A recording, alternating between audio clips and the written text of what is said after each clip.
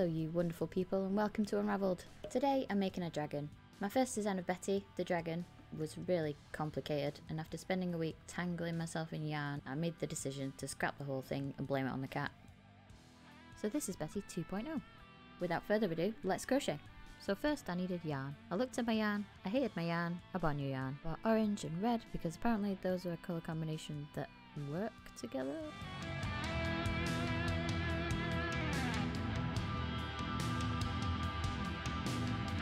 Starting with the body by crocheting into a magic ring, and it took me like 5 attempts to get this magic ring right.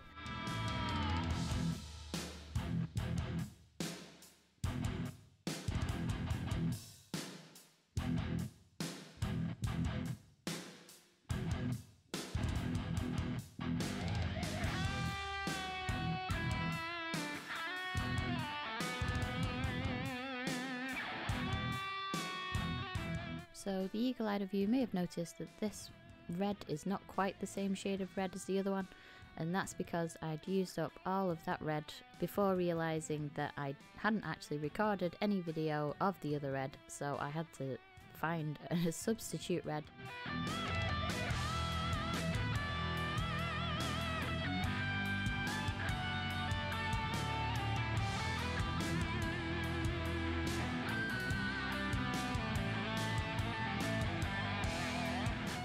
The final size of the body will determine the proportions of the rest of Betty, so I wanted to get that sorted first.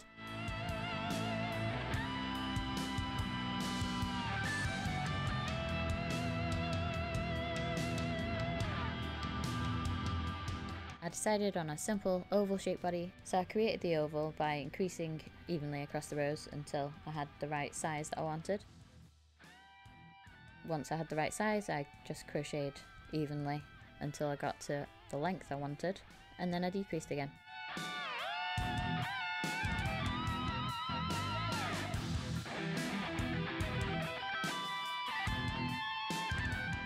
When finishing off the body, I decided to leave a few stitches, so not to decrease all the way, to complete the oval so that Betty had a neck, basically so she can easily scout around for tasty prey.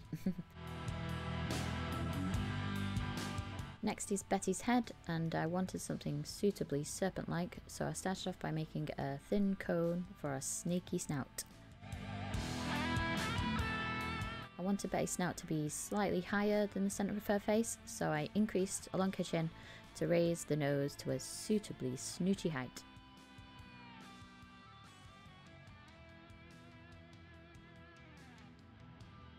What is a dragon without horns? A lizard. So I whipped up some cute little horns and added the ridge texture by crocheting into the back loops of each stitch and praying it looked good. So now Betty needs a totally awesome mode of transport in the form of some wings.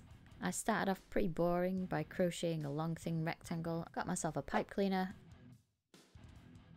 before wrapping the red rectangle around it and crocheting it together and essentially just zipping it up.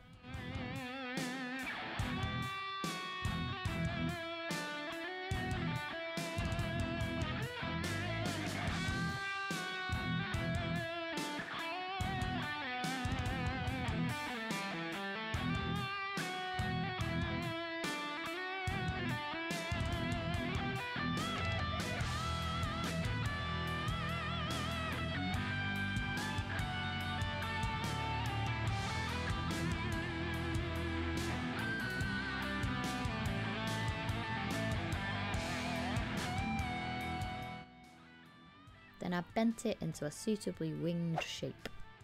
Now Betty's been looking pretty red, so I've decided to do the outer webbing of the wings in, well, red, and then the inner webbing in the orange. I also decided that the orange looked a bit boring, and to break it up I just added some chain stitches just to make it look like those fingers that are in the webbing. I think the fingers, I'm not sure.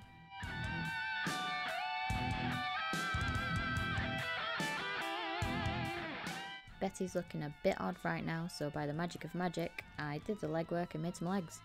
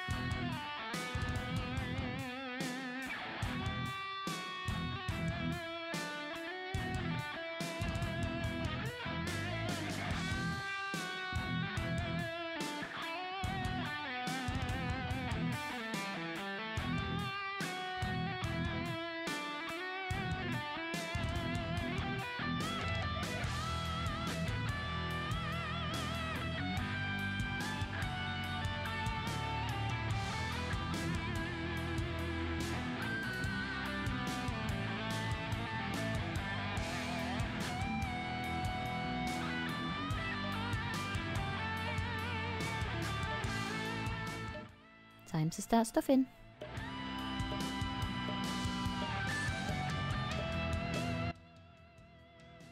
So Betty's had that blank look on her face for long enough, I think, so it's time to give her some eyes. I got these safety eyes. They're pretty big. I actually wanted some smaller ones, but they didn't have any. Now Betty kind of looks surprised for some reason. After doing that, I decided it was probably a better idea to give her some eyebrows as well, just to make those eyes look less round. So now all that's left is to stitch her up and breathe some life into this dragon.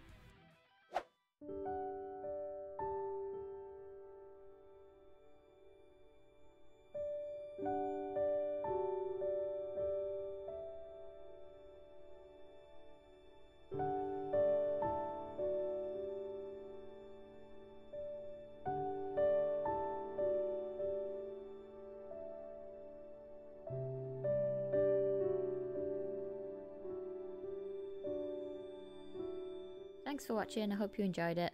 Let me know what you think of Betty in the comments below, and I'll see you later for more Unravelled chaos.